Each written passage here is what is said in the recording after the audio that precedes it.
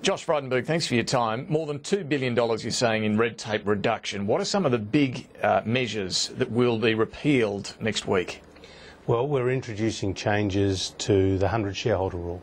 So currently 100 shareholders in Woolworths can go and call a special general meeting, even though Woolworths has 400,000 shareholders. So we're changing that rule. The Do Not Call register. There are more than 9 million Australians who are on the Do Not Call register, and they have to re-register 8 years. We're saying once you're on it indefinitely. We're making some changes to the accreditation required for small builders to tender for government work. No longer for certain projects will they have to be accredited with the Federal Safety Commissioner, which can sometimes cost them upwards of $75,000 and then $38,000 every year. This means smaller builders in regional and remote areas will be able to tender for government work. There's lots and lots of measures. A lot of these regulations, and it does sound like getting rid of them makes sense, but they're put in for good reason. Building safety, for example, can you be sure that smaller builders are up to scratch when it comes to safety standards? We can, because there's overlapping safety requirements, both federal and state, already in place.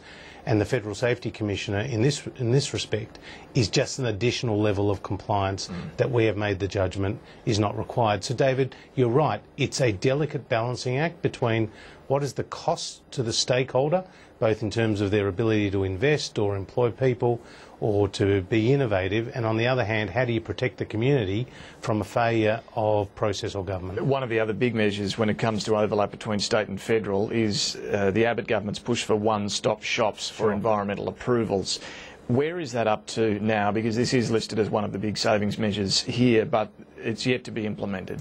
Well, Greg Hunt's done a brilliant job in getting the signatures of all state and territories, including Labor governments as well as Liberal governments, onto the one-stop shop. So there was originally MOUs and they were all signed. Then there were assessment agreements, which are pretty much all in place. And then there's the final agreements that need to go through the Senate, and that is a process that is still underway. And that's the hard part, isn't it? Because is the support there in the Senate for this?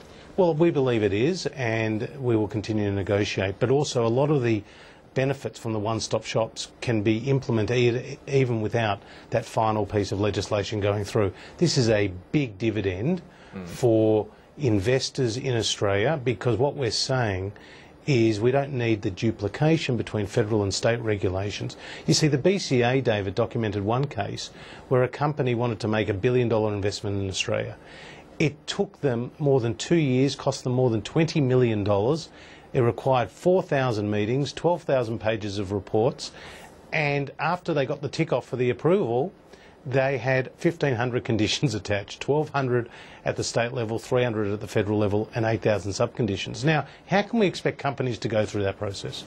Some sectors point out, though, that you're actually moving towards more regulation. Just this week, the chair of Macquarie Group, Kevin McCann, told the Australian newspaper, quote, "I don't think the tide's going out on regulation. I think it's coming in." He's talking about banking regulation, in particular the David Murray inquiry that the government's yet to respond to. Does he have a point? Well, let's see where the Murray review ends up. The overall point, though, is we're not against all regulation. Some regulation is important because you need to set the rules of the game. But there's a lot of low-hanging fruit. There are a lot of overlapping, duplicative, costly regulations. We're trying to change the culture of government away from trying to mitigate every risk with an extra layer of compliance to saying, actually, is regulation needed in this case?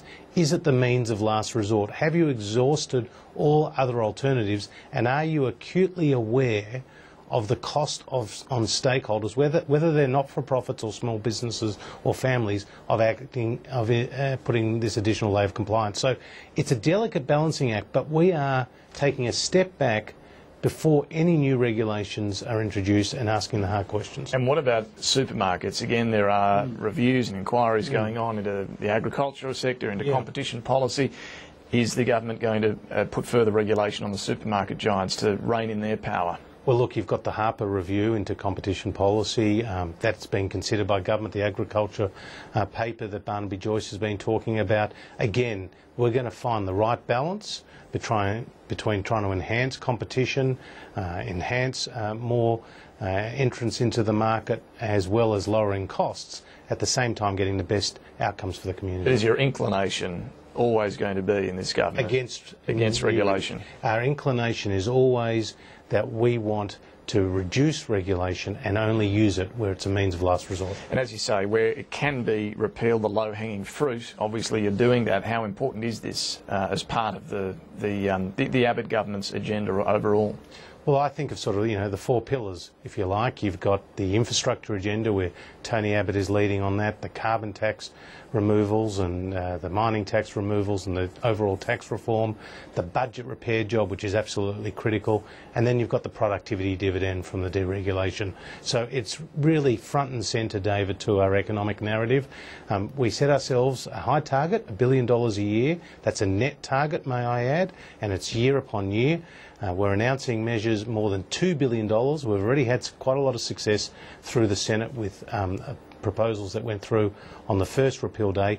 We're just going to keep going, and we have taken more than 50,000 pages out of the statute books with repeal day one. This time it's another 7,200 pages out of the statute books. This is making a difference right across the economy. It is low-hanging fruit, but there's also some really hard measures that we're taking on, like you mentioned, the one-stop shops or changes to Comcare or others. So let's see if the Labor Party gets on board with producing more jobs for the community by lowering red tape. Josh Frydenberg, thanks for your time. Nice to be with you.